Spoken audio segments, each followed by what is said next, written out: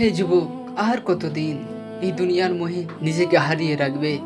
আর কতদিন মনে করবে এখনো তো অনেক সময় আছে, পরে তওবা করব, পরে নামাজ শুরু করব, পরে আল্লাহর পথে ফিরে আসব? তুমি কি নিশ্চিত সেই পরে পর্যন্ত তুমি বেঁচে থাকবে? আজ তোমার হাতে যে মোবাইল, একদিন সেই হাতি কাফনের ভিতর নিথর হয়ে থাকবে। আজ যে চোখ হারাম দৃশ্য দেখে, একদিন সেই চোখ চিরতরে বন্ধ হয়ে যাবে। আজ যে জিহ্বা মিথ্যা কথা বলে, গীবত করে মানুষের মন ভাঙে, একদিন সেই জিহ্বাও নিশ্চুপ হয়ে যাবে। মৃত্যু বয়স দেখে আসে না, সে ধনী গরিব দেখে আসে না, সে শক্তিশালী বা দুর্বল দেখে আসে না। যখন আল্লাহ নির্ধারিত সময় এসে যায়, তখন আর এক মুহূর্ত বাড়ে না। একদিন মানুষ তোমাকে গোসল করাবে, কাফন পরিয়ে দেবে, কাঁধে তুলে নিয়ে যাবে। যারা আজ তোমাকে খুব ভালোবাসে, তারাও এক সময় তোমাকে কবরে রেখে ফিরে যাবে। তারপর তুমি একা। তোমার পাশে থাকবে না কোনো বন্ধু, থাকবে না পরিবার, থাকবে না তোমার অর্থ, তোমার পরিচিতি কিংবা সামাজিক মাধ্যমে এই তোমার জনপ্রিয়তা। থাকবে শুধু তোমার আমল। তাই আজ নিজেকে একটা প্রশ্ন করো, যদি আজই আমার জীবন শেষ দিন হয়, আমি কি রবের সঙ্গে সাক্ষাতের জন্য প্রস্তুত? যদি উত্তর না হয়, তাহলে আজই পরিবর্তন শুরু করো।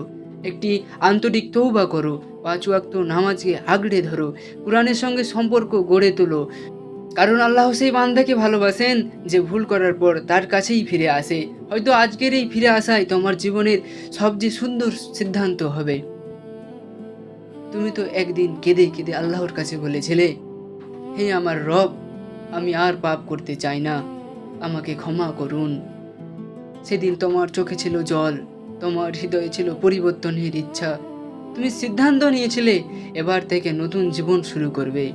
কিন্তু আজ এবার কি হলো? কোন পাপ তোমাকে টেনে নিয়ে গেল? কোন অশান্তি তোমাকে আল্লাহ স্মরণ থেকে দূরে সরিয়ে দিল? কোন দুনিয়ার মোহ তোমাকে ভুলিয়ে দিল সেই রাতের কান্না? মনে রেখো, শয়তান কখনো একদিনে মানুষকে ধ্বংস করে না, সে ধীরে ধীরে আল্লাহর পথ থেকে দূরে নিয়ে যায়। আজ একটা ছোট্ট পাপ, আগামীকাল আরেকটি, তারপর এক সময় হৃদয় সেই পাপকে স্বাভাবিক মনে করতে শুরু করে। কিন্তু যদি আজ তোমার অন্তর কাঁপে, যদি মনে হয় আমি ভুল করেছি, তাহলে জেনে রাখো, এই অনুভূতিটাই আল্লাহর দিকে ফিরে আসার একটি বড় সুযোগ। নিজেকে বলো, আমি হাল ছাড়বো না, আমি আবার তওবা করব, আবার নামাজে দাঁড়াবো, আবার কোরআন খুলবো। কারণ আমি এমন একজন রবের বান্দা, যিনি আন্তরিকভাবে ফিরে আসা বান্দাকে ক্ষমা করতে ভালোবাসেন। তাই দেরি করো না, আজই ফিরে এসো। হয়তো আজকের এই তওবাই তোমার আখিরাতে মুক্তির সূচনা হয়ে দাঁড়াবে। একবার ভেবে দেখো যুবক, তুমি যেই পথে যাচ্ছ সেটা সঠিক, নাকি আল্লাহর পথে ফিরে আসা সেটাই সঠিক?